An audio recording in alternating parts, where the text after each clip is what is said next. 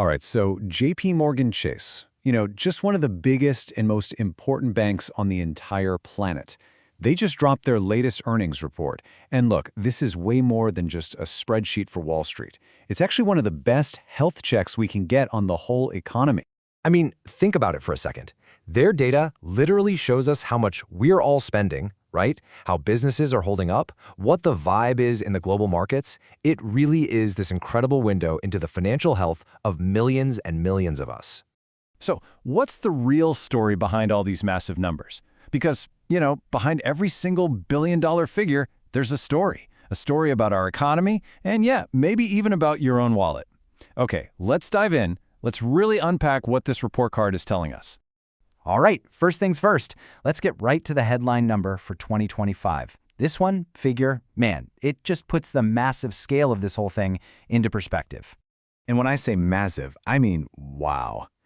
$57.5 billion in net income. Just let that sink in. To give you some perspective, that's more than the entire GDP of some countries. It's just a huge sign that even with all the economic uncertainty out there, JPMorgan had an absolutely killer year. But look, a giant profit number like that, it doesn't really tell the whole story, does it? The real question, especially for the pros, is how efficiently did they make that money? And that's where this key metric comes in. It's called Return on Common Equity, or ROCE.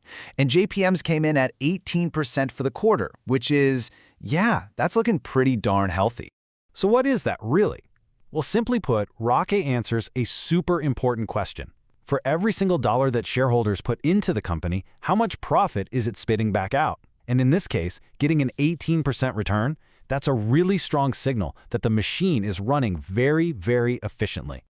Okay, so the bank itself is clearly firing on all cylinders. But what about its customers? Us. Let's zoom in on the part of the business that deals with everyday people and see what their data tells us about the health of the American consumer. So what's the official word from the top? In a single word, resilience. Yeah. Despite everything you might be hearing about how people are feeling about the economy, JPMorgan's actual data shows that people are, for the most part, holding their own financially. And hey, the proof is in the pudding, right? Or in this case, it's in the spending. They saw a 7% jump in sales on debit and credit cards compared to last year. This really points to a kind of disconnect between how people say they feel about the economy and what they're actually doing with their money. And it's not just that the people who are already customers are spending more. No. The bank is also bringing in new folks at a crazy rate. I'm talking 1.7 million new checking accounts. And get this, 10.4 million new credit card accounts in just 1 year. That is a massive wave of new business. Okay, so let's shift gears now. We've talked Main Street, now let's head over to Wall Street. The investment banking side of things, well, that tells a much more complicated story. It was really a tale of two completely different markets. And here is exactly where you see that tale of two markets play out. On the one hand, you've got the deal-making side, mergers, IPOs, that kind of thing. Their fees actually dipped by 5%. But then you look at the other side, the stock trading desk, and they had an absolute monster of a year. Revenues were up a whopping 40%. Now, there was one big thing this quarter that kind of made some noise in the numbers, and that was JPMorgan's deal to buy the Apple Card portfolio. So let's just take a second and break down what that actually means, because it's mostly a temporary thing. You might have seen it in the report. They kept talking about something called RWA going up because of this deal. So what on earth is RWA? Okay, the easiest way to think about RWA is like a risk budget for the bank. Every loan they make, every asset they hold, has a different risk level, right? A home mortgage is way less risky than a big loan to a brand new startup. So regulators look at this total risk budget to make sure the bank keeps enough cash set aside just in case things go south. So this Apple Card deal, at first, added a massive $110 billion to that risk budget. But, and this is the key thing to remember, it's just a temporary blip. It's an accounting thing. The bank fully expects that number to drop all the way down to around $30 billion pretty soon. So it's not some huge permanent increase in their risk. And this whole thing about clarifying specific risks on their books, it connects directly to another really hot topic right now, so-called shadow banking. That's lending done by non-bank financial institutions, or NBFIs. And JPMorgan actually took the time to spell out exactly what their role is here. And this is a really important distinction they're making. Think of it like this. The official regulatory definition is like using a wide-angle camera lens.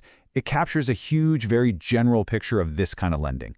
But JPMorgan says, hold on, we're using a zoom lens. They're focusing on a much more specific slice, which they argue gives a more accurate picture of their actual risk. And when they do that, their exposure number comes down to about $160 billion. Okay, so what are the actual nightmare scenarios here? What could go wrong? Well, the bank basically boils it down to two things. First is fraud, and they pointed out that's only happened once since 2018. The second would be a recession that's just so deep and nasty that it blows through all the safety nets they've built in. But so far, they say the losses have been pretty much zero. And then, to really put a pin in it, they dropped this pretty powerful quote. They basically said that if a major downturn did hit, the losses from good old-fashioned traditional lending would probably be a way bigger headache for the whole industry than this newer NBFI stuff. All right, so that's a look back at the past year. But what about the road ahead? Let's take a look at what the bank itself is forecasting for 2026. So what are they telling us to expect? Well, they laid out a few key numbers. They're predicting around $95 billion in income from their core lending business. On the flip side, they're planning to spend about $105 billion, and a lot of that is going straight into technology and just staying ahead of the competition. And for us consumers, they think credit card defaults will stay at a pretty manageable 3.4%. Whew! Okay, we have covered a lot of ground here, haven't we? From how much we're swiping our credit cards all the way to the details of shadow banking. So let's pull back for a second and just nail down the big takeaways from this whole deep dive. When you step back, the big picture is really one of contrasts, isn't it? On one hand, you have JPMorgan saying, hey, the consumer's resilient, the markets look pretty constructive. But then, with their other hand, they're shelling out billions and billions of dollars to get ready for a fight with competitors. So it leaves you with a really interesting question. Is this just confident optimism, or is it cautious preparation for whatever might be coming next?